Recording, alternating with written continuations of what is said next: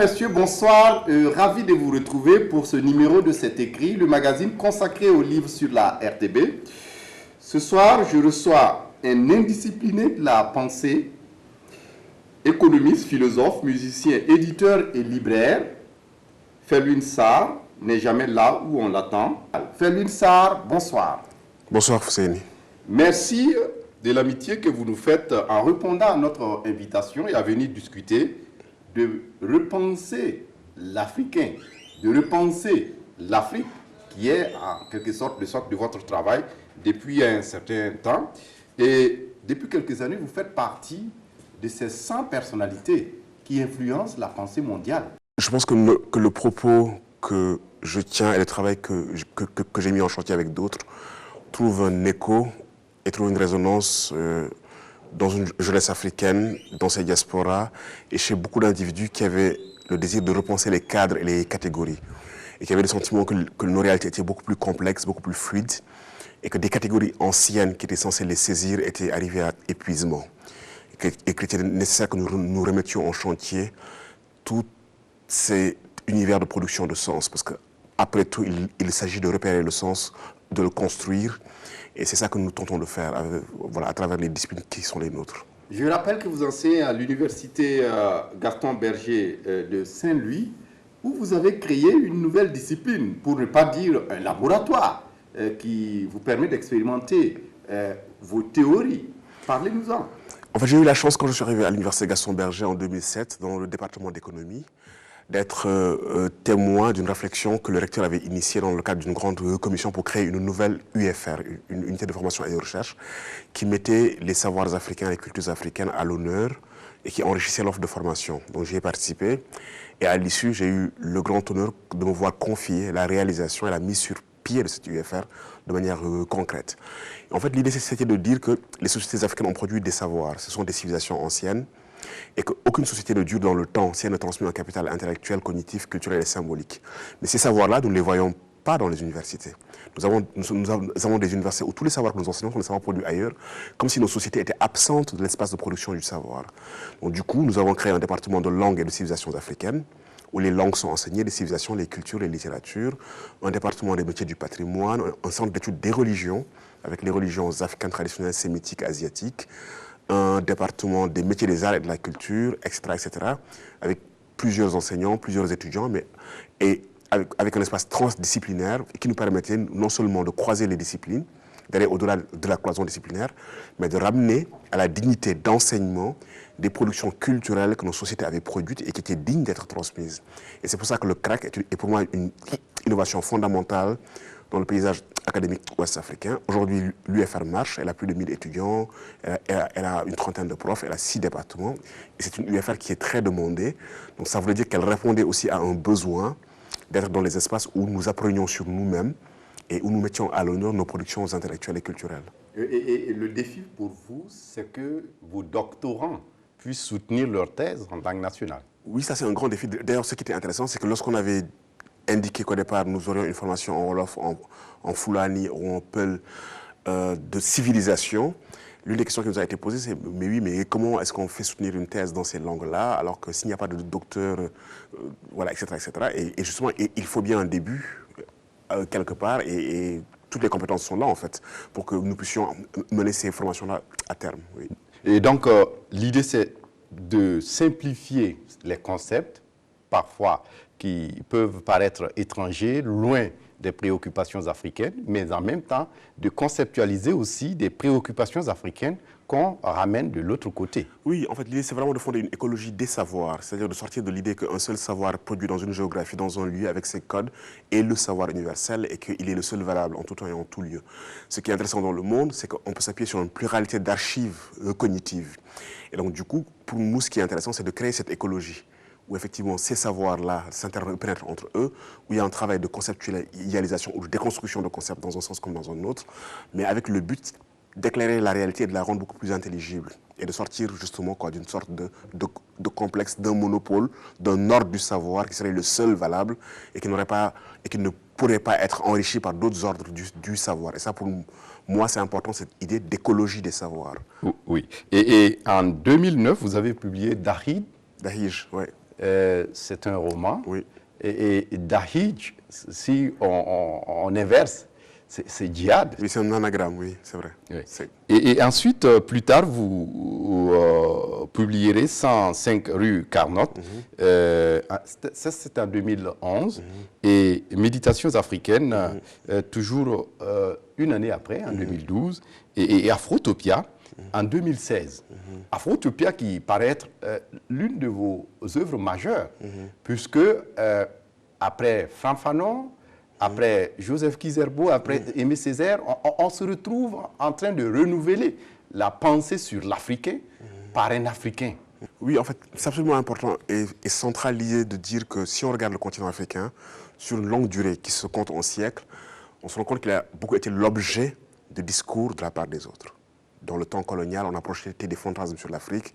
L'Afrique serait un continent sans histoire, une tabula rasa, etc. etc. Avant le temps colonial, au XIIIe siècle, l'Afrique était le continent des richesses et des mystères. Quand en partant à la Mecque, emmène beaucoup d'or qu'il offre en Égypte et le cours de l'or chute jusqu'à Istanbul, jusqu'à Constantinople. Et ce continent attire la convoitise des gens qui trouvent que c'est un continent mystérieux puisqu'on ne sait pas ce qui s'y passe, mais apparemment ce serait un continent riche. Après le temps colonial, le temps du développement, l'Afrique serait un continent sous-développé, qu'il faut sortir de l'ornière du sous-développement, pas assez rentrer dans la modernité, et j'en passe. Mais ce qui est caractéristique, c'est que la prédominance des discours d'autrui sur les réalités sociétales, les dynamiques culturelles, économiques, fondamentales de ce continent, et très peu de discours. Kizerbo est un exemple éloquent d'un discours sur soi, avec tout son travail d'historien, d'historiographie, avec la nappe des autres, avec le concept de développement endogène, etc. etc. Mais ces voix-là, elles sont rares. Cheikh Anta Diop aussi, et d'autres, et Fanon, et d'autres. Mais quand même, dans le discours global, si on prend ces voix-là, elles sont très rares par rapport à la majorité des voix qui définissent le continent, par rapport à ce que j'appellerais des injonctions civilisationnelles, des téléologies. On lui dit ce qu'il doit faire, où est-ce qu'il doit aller. Et je rappelle que ce continent est quand même le berceau de l'humanité, aucune gloire à en tirer, mais ça veut dire que les formations sociales les plus anciennes de l'humanité sont africaines. Ça veut dire que l'expérience de la vie sociétale la plus vieille, elle est africaine.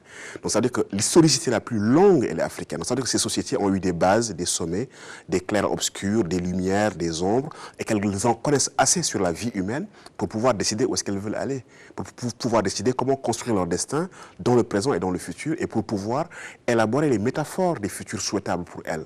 Et c'était ça le projet, de dire, reprenons le chantier pour nous-mêmes, reprenons site dans notre être, redevenons notre puissance force, notre puissance propre et notre lumière propre. Ça ne veut pas dire être autarcique, ça veut dire être autonome, être en capacité de choisir dans la pluralité des possibles celui que nous valorisons.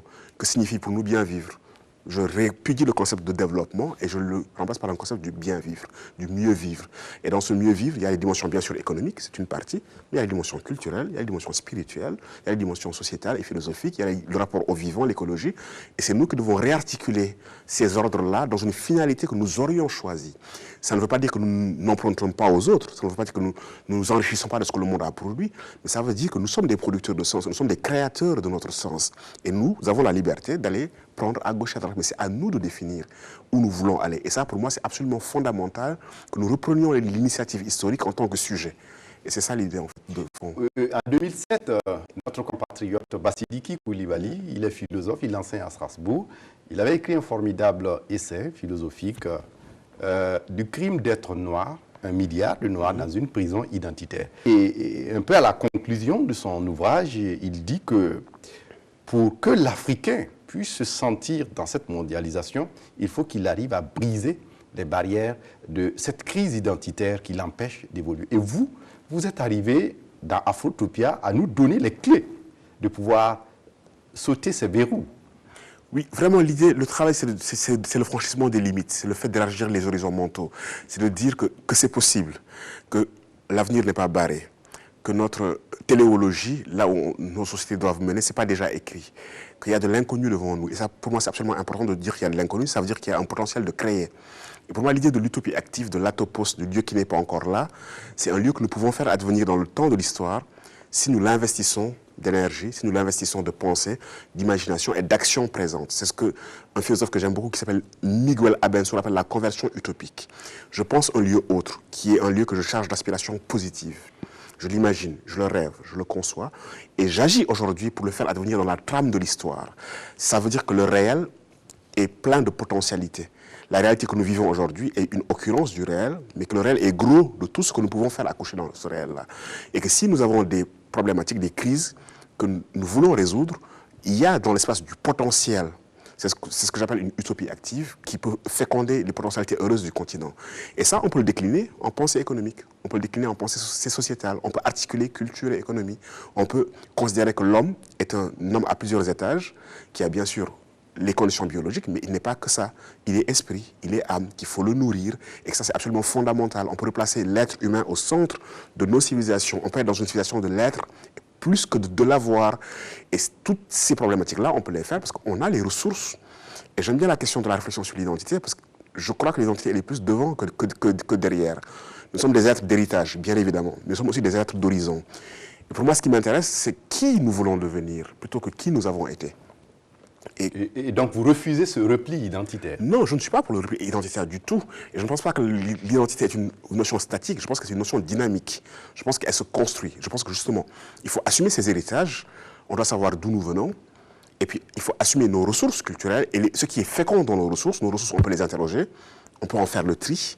On peut dire dans nos ressources, voici ce qui est fécond et voici ce qui est dynamique pour les projets d'avenir que nous avons. Voici ce qui n'est pas fécond, que nous laissons de côté. Mais ça, c'est un travail que nous devons faire, cette interrogation de nos ressources. Mais en même temps, pourquoi faire cela? C'est pour nous inscrire dans une création qui est tournée vers ce que nous voulons devenir. Et pour moi, c'est ça la tension, c'est la genèse entre ce que nous avons été et ce que nous ne sommes pas encore. C'est ce que Fabien Eboussi Boulaga, qui vient malheureusement de nous quitter, un philosophe camerounais il y a quelques semaines, disait que la culture, c'est cette genèse entre ce que je ne suis plus, cette tension, et ce que je ne suis pas encore. Et cette tension vers ce que nous ne sommes pas encore, c'est ce qui nous met en marche. Et vous le dites dans Afrotopia, d'ailleurs, que il faut que nous ayons cette position qui nous amène à revoir, entre autres, les notions de développement, de progrès, d'économie informelle, de richesse, et des créolités, des démocraties. Et vous ne vous arrêtez pas à ça, vous concluez pour dire que nous devons être des coproducteurs et héritiers du patrimoine intellectuel et culturel de toute l'humanité. Est-ce que ce n'est pas prétentieux? C'est une prétention que j'aime beaucoup, le fait de penser que l'Africain n'est pas le dernier de la classe, qui n'est pas un être de répétition, qui n'est pas là que pour recevoir des leçons des autres, et qui peut avoir une ambition pour l'humanité. Il peut avoir une ambition, celle de Fanon, de la montée en humanité, qu'il est co-héritier de tout l'héritage de l'humanité, et qu'à partir d'aujourd'hui, il dit, moi, mon projet, c'est de pousser l'aventure humaine, de pousser l'humanité plus haut. Et qu'on ne le confine pas dans des catégories qui l'handicapent, en disant, vous avez des problèmes économiques et vous n'êtes que ça. Non, nous ne sommes pas que ça. Nous ne sommes pas que notre économicité. Oui, il y a des défis à relever, il faut les assumer. Il faut que l'économie remplisse de manière adéquate la fonction d'assurer la dignité des êtres humains. Et nous devons travailler pour que nos ordres économiques nous soignent, nous nourrissent, nous vêtent et nous rendent dignes. Mais nous ne sommes pas que ça. Nous sommes des êtres riches de pluralité de culture, de pluralité de spiritualité, de pluralité de rapport au monde, etc., etc. Et nous ne sommes pas que les handicaps que l'on nous assigne. Et justement, c'est ça, le sortir de la petite ornière dans laquelle on vous met. Nous sommes plus vastes que cela. Et je pense Donc cette prison identitaire qu'évoque Basidiki Koulibaly, vous estimez que nous devons pouvoir nous libérer de cela? C'est de ça que nous devons nous libérer fondamentalement et d'entreprendre un projet pour nous et pour l'humanité qui est un projet de monter en humanité. Et je pense que c'est une ambition que nous devons avoir et nous avons les moyens de la réaliser. C'est surtout tout ça qui m'intéresse. Et ce qui frappe dans votre ouvrage, c'est l'UNSA, c'est que vous appelez à une décolonisation des savoirs, tout comme Franck Fanon ou Basidiki Koulibaly. Mais aujourd'hui, on ne voit pas grand-chose venir. Oui, mais c'est des processus, en fait. Tout cela relève des processus historiques, temporels, sociétaux, et je pense qu'il faut accepter que les processus aient leur temporalité. Cette réflexion sur ouvrir les champs des savoirs, elle date depuis très longtemps. Valentin Mudimbe, en 88, écrit un texte fondamental qui s'appelle « L'invention de l'Afrique », où il pense les ordres de savoir, où il est déjà dans cette réflexion-là. Il y a énormément eu de travaux, de colloques sur ces questions-là. La question, c'est quand est-ce qu'on les traduit en pratique dans les corpus, dans les curricula de nos universités? Quand est-ce qu'on innove d'un point de vue de la production de savoir et de ce que l'on enseigne? Je trouve que le CRAC à Gaston-Berger est une innovation qui va dans ce sens. D'autres expériences doivent fleurir ailleurs, où on est dans un moment où on lève les entraves. C'est-à-dire qu'on pluralise le savoir, on l'enrichit pour être en mesure de répondre à nos défis. Et pour moi, l'université est très importante parce que l'université est un agent de transformation sociétale. Et l'université doit répondre à des besoins de sa société. Elle doit produire des savoirs nouveaux pour faire face aux défis de sa société. Et c'est ça qui est important pour moi dans la transformation, dans la métamorphose des universités. Les universités américaines se sont inspirées des universités européennes du Moyen-Âge, mais rapidement, les Américains ont tourné leurs universités vers les besoins de leur société. Les universités asiatiques se sont inspirées des universités américaines, mais rapidement, elles les ont retournées vers les besoins de leur société. Et cette mue, elle manque pour les universités africaines qui, s'inspirant des universités occidentales, qui étant même, pour la plupart, qui ont été créées durant le temps colonial, doivent opérer leur mue et de retourner leur société pour qu'ils répondent, leurs universités, aux besoins de leur société. Et c'est ça, pour moi, ça c'est un chantier, mais ce chantier, on le commence d'abord dans l'espace du débat intellectuel. On pose la question, on essaie de l'éclairer, on essaie de montrer en quoi c'est important de le faire, etc., etc. Et puis on passe à l'acte dans les formations, dans les curricula, dans de l'expérimentation, etc., etc. Sauf que Felwine Sarr, nous sommes nombreux, ces Africains, à être dans ces universités américaines, canadiennes ou européennes, étrangères, pour ne pas les nommer. En ce moment, comment y faire face? Non, en fait, ce n'est pas tant un problème, parce que c'est que la présence d'une intelligence africaine dans le milieu académique global, elle est importante, parce que ça veut dire que des problématiques qui nous concernent, on a des gens qui peuvent les prendre en charge dans ces espaces-là, qui peuvent les penser, qui peuvent bénéficier de ces ressources-là, et qui peuvent s'enrichir de ce que ces espaces-là apportent. Ça, ce n'est pas tant un problème. La question, c'est que faisons-nous de nos espaces et comment les réinvestissons-nous, à quoi nous contribuons. Je pense que la communauté académique africaine qui est dans la diaspora, elle n'attend que ça. Elle n'attend qu'on lui offre des plateformes pour qu'elle vienne contribuer à un renouveau, pour qu'elle vienne contribuer à une meilleure intelligibilité. Et elle serait absolument heureuse de le faire si nous créons les cadres pour qu'ils viennent le faire. Et des cadres existent. On peut créer des plateformes, ils peuvent être invités à donner des enseignements, etc., à venir contribuer, à encadrer des doctorants, à mettre en place des formations, etc., à condition que nous créons les cadres pour recevoir cette contribution-là et que nous indiquions qu'en fait, nous avons envie que les choses bougent et que les choses soient dans une certaine dynamique. Oui, et avec votre ami historien Achille Bembe, vous avez créé en 2016-2017 les ateliers de la pensée à Dakar. Qu'est-ce que ce projet vise? Justement, c'était ça l'idée. Achille enseigne en Afrique du Sud. Moi, j'enseigne à Gaston Berger. Et nous avions le sentiment qu'il y avait quelque chose dans l'air, que nous devions reposer les catégories, les repenser, à travers lesquelles nous nous pensions nous-mêmes. Et qu'on ne pouvait pas laisser le soin seulement aux autres de nous penser. Et que nous devions être initiateurs d'ateliers, d'espaces, de plateformes plurielles, où toute cette intelligence afro-diasporique qui existe dans le monde, en littérature, en sciences humaines, en sciences exactes, etc., des artistes qui, chacun dans leur coin, de manière atomisée, avaient déjà entrepris l'entreprise de repenser les catégories à travers nous pensions, que nous créons une plateforme où on amenait tous ces gens-là à interagir dans le cadre d'une forge en atelier, où on mettait en chantier, où on remettait en chantier les choses. Et c'est en rentrant chez eux qu'ils envoient leurs textes, parce que vraiment on a mis un cadre dans lequel on pouvait interagir, et on pouvait confronter nos idées. Et nous remettions en chantier l'idée que l'Afrique, c'était pas fini. L'Afrique était encore à comprendre, elle était surtout à déchiffrer, et que les catégories, elles étaient à renouveler, et que c'était fondamental. Nous ne pouvons pas transformer nos sociétés de manière positive si nous ne les connaissons pas. Aussi, la connaissance, elle est déficitaire ou lacunaire. Si ces sociétés ont évolué, se sont métamorphosées, sont dans des processus de mutation, nous devons saisir ces mutations-là et ces nouveaux enjeux pour mieux y répondre. Et donc, nous ne pouvons pas nous adosser sur un savoir ancien que nous respectons, comme si l'aventure de la compréhension de nos sociétés était terminée, elle était close. Et ça, pour nous, c'était important de reprendre l'initiative. Et je pense que ça a été entendu comme ça, comme un désir. Et nous y avons aussi invité des non-africains dont l'Afrique est l'objet de la passion, de leur recherche, de leurs travaux. Et nous avons essayé de remettre en chantier une intelligence et une intelligibilité de nos dynamiques sociétales. Oui, et en mars 2018, le président français vous a confié un vaste chantier, celui de travailler sur la question des restitutions temporaires ou définitives du patrimoine africain qui se retrouve en Occident, en France particulièrement. C'est une belle expérience pour vous, ou vous étiez forcé d'y aller parce que simplement il s'agissait de retrouver les racines africaines? Oui, avec Bénédicte Savoie, qui est une historienne de l'art, qui enseigne à Berlin depuis 25 ans et qui s'occupe de translocation de ces questions-là et qui a une chaire au Collège de France et moi-même.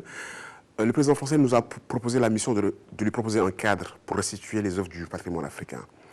Personnellement, je me suis dit, après une longue réflexion sur la question et sur les enjeux, que c'était des enjeux qui étaient importants d'un point de vue historique, du point de vue de la mémoire africaine, du point de vue de la reconnexion avec une part de son histoire qui est manquante, du point de vue de la pédagogie nécessaire pour les nouvelles générations. Et que j'ai pensé que nous ne pouvions pas être absents de cette réflexion-là. Ces objets sont partis dans des conditions diverses que nous connaissons, violence, spoliation, ruse, des fois vente, etc., etc.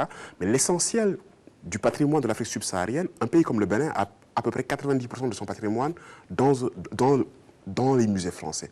Et que ce n'était pas normal, cette disproportion-là, d'un patrimoine qui était expatrié, que d'autres en jouissent, d'autres se connectent, et que les héritiers des gens qui ont créé ce patrimoine-là se retrouvent orphelins et des fois même ignorent la profondeur de la perte.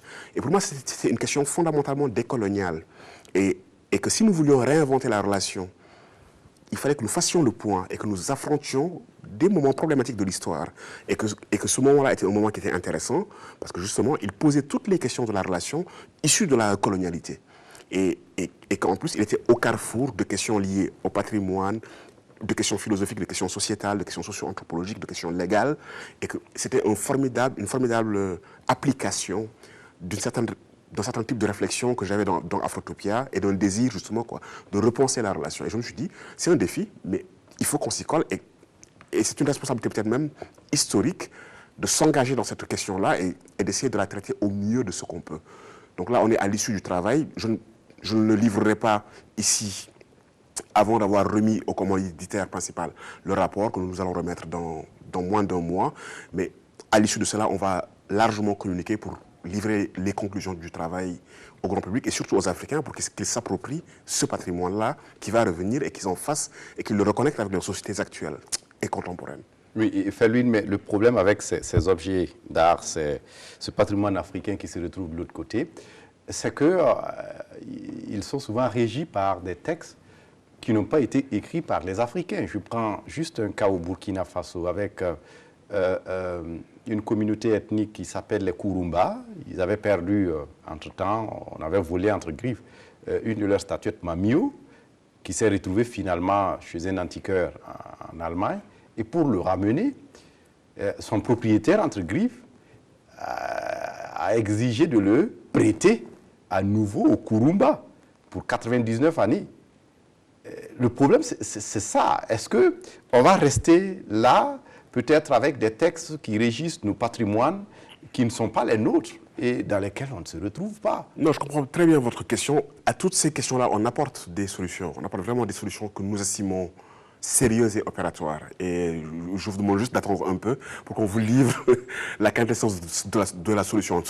Il ne serait pas élégant qu'aujourd'hui, je dévoile tout ce qu'on a travaillé sans avoir remis le rapport. Mais à toutes ces questions, on a tenté de les prendre en charge au mieux. Et nous avons de vraies solutions à proposer de ce point de vue-là. Oui, vous êtes à Ouagadougou dans le cadre des Récréatrales, la 10e édition. Et depuis l'année dernière, vous êtes un habitué maintenant de ce festival. Ce festival qui a commencé à ramener le théâtre à un niveau populaire. En venant à Ouagadougou, qu'est-ce que vous vous dites? Comment vous vous sentez? Vraiment, c'est une expérience qui est pour moi importante, fondatrice, réellement. J'ai été invité par Etienne Minongo et Aristide Tarnagda en 2016 pour faire ce qu'ils appellent une soirée partage. Donc, dans une cour, avec des gens, organiser un échange et organiser une parole en nous inspirant des codes de la prise de parole de nos sociétés. Il y avait des musiciens qui accompagnaient ça, il y avait une mise en scène de la parole que Kwame Tawa avait parfaitement maîtrisée. Il y avait une mise en branle de la circulation. Et je me suis trouvé dans une situation d'intimité, de proximité et de pouvoir échanger fondamentalement avec un public dans un environnement de grande bienveillance. Et j'ai vu ce festival-là qui investit une rue de plus de 600 mètres, où les pièces de théâtre sont accueillies dans les familles, chez les Koné, chez les Aïda, etc., etc., et où sur 10 éditions, toute la communauté a pris à régir le théâtre, a appris à organiser cela, a appris à être autonome. Et prendre cet art-là, qui est un art élitiste, et le ramener au niveau du peuple, et en faire une parole féconde et agissante. Et ça, je trouve ça extraordinaire comme expérience, de redescendre cette parole-là et de la rendre féconde là où elle doit être féconde. Et c'est ça que je trouve extrêmement important dans les récréatales. Et c'est extrêmement important que pendant qu'une pièce se joue dans une famille, que les enfants de la famille viennent prêter l'oreille, qu'ils continuent leurs activités, et que cette chose-là ne soit pas réservée à une élite, et que l'on considère que tout le monde est assez intelligent pour recevoir cela, et que tout le monde mérite de recevoir de l'intelligence, de la beauté, de l'élan, et que cet élan-là est fécond pour la société. Et ça, je trouve que c'est quelque chose que les organisateurs ont réussi et dont ils doivent être extrêmement fiers. Et c'est une source d'inspiration pour ce qu'on est en train de faire nous aussi, dans d'autres espaces, voir comment on peut intelligemment interagir avec eux et même emprunter des formats que nous trouvons très intéressants ici et créer des synergies entre les différents lieux de parole, de pensée et d'engagement que nous devons réactiver dans ce continent-là pour faire face aux défis qui sont les nôtres. Oui, Felwine Sarr, pour terminer, votre engagement, est-ce que quelque part vous n'avez pas peur? Est-ce que vous ne craignez pas pour la suite? Non, je ne crains pas. Peut-être que je n'aime pas trop parler de moi, mais peut-être que ça va juste un peu éclairer. Je viens d'une famille engagée. Mes parents, c'était des gens très engagés. Mon père était un militaire de l'armée sénégalaise qui a servi la nation sénégalaise, mais qui a servi l'Afrique, qui a été dans plusieurs théâtres d'opération, le Darfour, qui a vécu le génocide des Tutsis au Rwanda, qui a été au Liban. Et je pense que j'ai grandi dans une famille où j'ai vu mon père, ma mère, mes oncles, mes tantes être capables de donner le plus pur de leur énergie à la communauté. Et qu'on le veuille ou pas, ça laisse des traces, ça laisse des marques.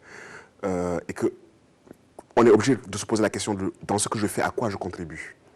On peut s'occuper de sa carrière académique, faire son travail, mais la question de à quoi je contribue, c'est une question qui est pour moi fondamentale. C'est une question qui n'est pas simple, c'est une question, il faut toujours la remettre en chantier, elle est difficile, il faut toujours réinterroger les écueils. Mais je pense que quand un individu construit son individualité, ce qui est important, s'il ne reconstruit pas des solidarités, ce qu'il a acquis dans son individualité devient vain. Je suis parfaitement convaincu de ça. Et pour moi, la question fondamentale, c'est de savoir toujours où est-ce que l'énergie est utile et féconde. Nous passons. Nous avons reçu tout ce que nous avons reçu nous a été donné en héritage. Okay. Et une fois qu'on est en mesure, nous-mêmes, de transmettre quelque chose, de donner quelque chose, je pense qu'il faut le faire pour que la chaîne continue. Sans vanité, en toute simplicité, en toute humilité. C'est pour ça que, fondamentalement, je n'ai pas peur. Ce serait le dernier mot de cette émission. Merci à vous, Felwine Sarr, d'être venu. C'est moi qui vous remercie de cette belle invitation. Merci pour votre disponibilité. Voilà, c'est tout pour cet écrit de ce soir. Merci à vous pour votre attention et à très bientôt pour un autre numéro. Au revoir.